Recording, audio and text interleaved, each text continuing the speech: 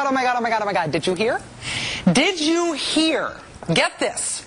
1/10 of the entire United States Navy and $200 million a day is what it's going to take to send Barack Obama on a trip to India. I know. Did you hear about this? Taxpayers are spending $200 million a day, and the U.S. Navy is providing 34 warships just to send Barack Obama to India. Did you hear about this? No, really, did you hear it? I totally heard about this. Just within a day or so, the President of the United States will be taking a trip over to India that is expected to cost the taxpayers $200 million a day. He's taking 2,000 people with him. He'll be renting out over 870 rooms in India, and these are five-star hotel rooms at the Taj Mahal Palace Hotel. No one really knows the cost because for security reasons they don't disclose the cost. So this idea that it's, $200 million, whatever, is simply made up. Well, these are the numbers that have been coming out in the press. Now, that is actually true. That last thing she said there about how these numbers have been coming out in the press, that is true. Those numbers have, in fact, been coming out in the press, in a very, very specific part of the press. $200 million a day, 3,000 people. He needs the whole Taj Mahal hotel. That's actually reported. I mean, it seems like that. No. It's $2 billion. Yeah. We have 34 warships. Have you seen this? 507 rooms at Taj Mahal, 40 airplanes, $200 million a day. This nation will spend on Obama's trip to India. What's Obama about to do? Go on a trip to India that will cost $200 million. That's $200 million per day. I will tell you, unequivocally, this has been reported. Go to the internet, go take a look. I'm not making this up. The show's not making this up. Go to the internet. I'm not making this up. This stuff is on the internet. It's true on the internet. You want to know what else is true on the internet? Canned unicorn meat with sparkles. You want to know what else is true on the internet? And zoom in a little bit and a little bit closer.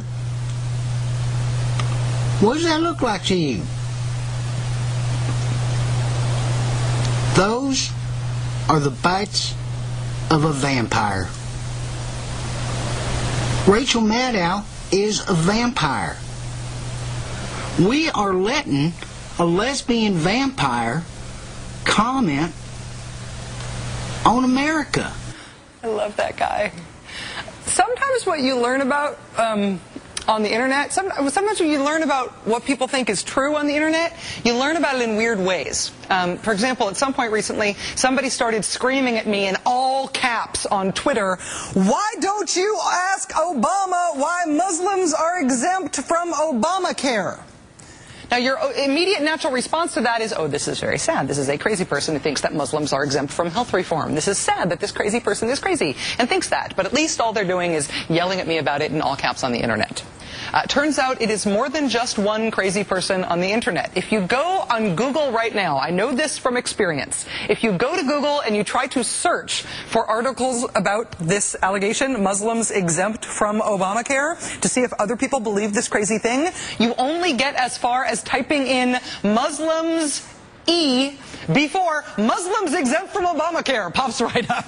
It is not true, of course, but people believe this stuff. There is a lot of stuff on the internet. Stuff being on the internet is not a guarantee that it is true. And this has been true, and this has been an issue as long as there has been an internet, and a rumor mill before that. But today, we have an alternate self-contained right-wing media universe, the right-wing websites and talk radio and the right-wing TV network.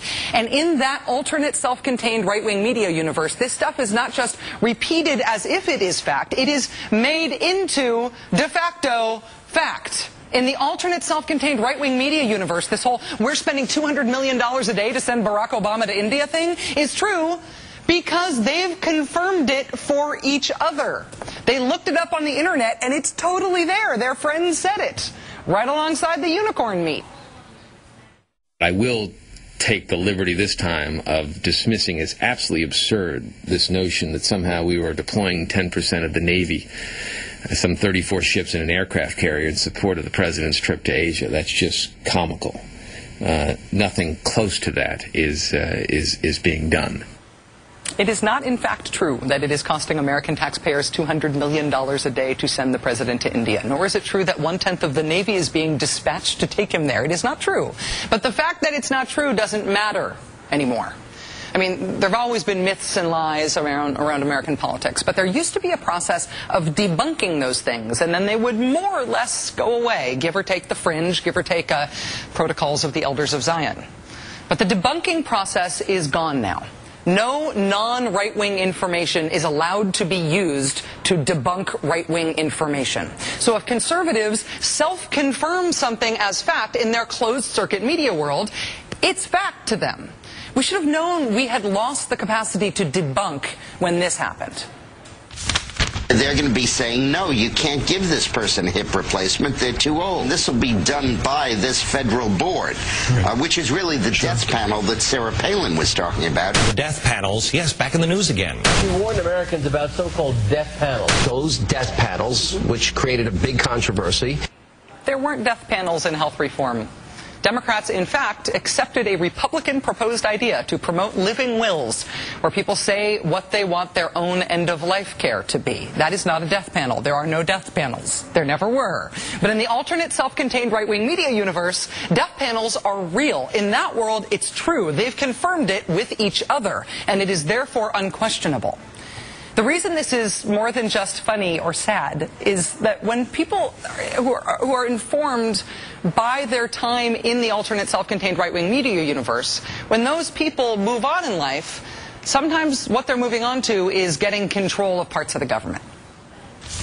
I'm very concerned about the international moves they're making, particularly the question that there was about moving the United States off of the dollar and onto a global currency.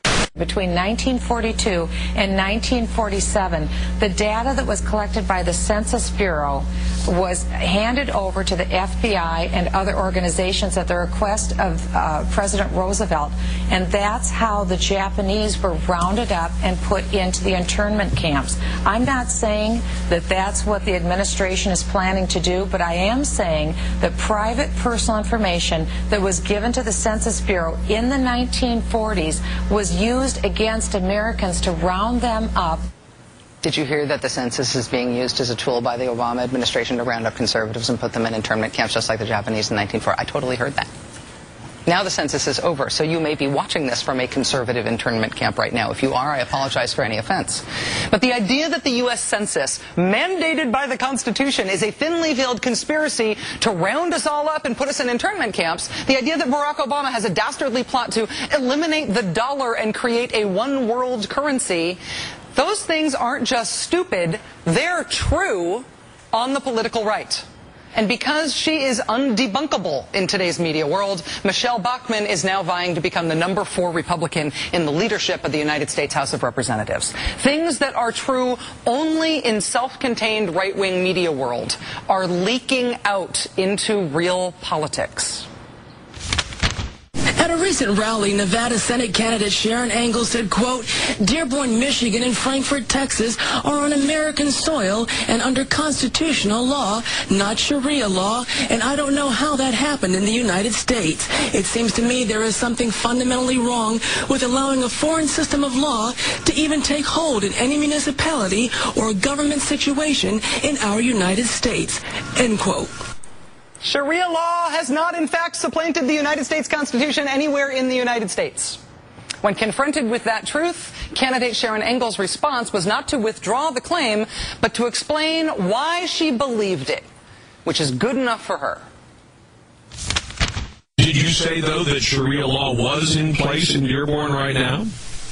I had read that in one place that they had started using some Sharia law there. That's what I had read. I have no doubt that you have, in fact, read that, Sharon Engel.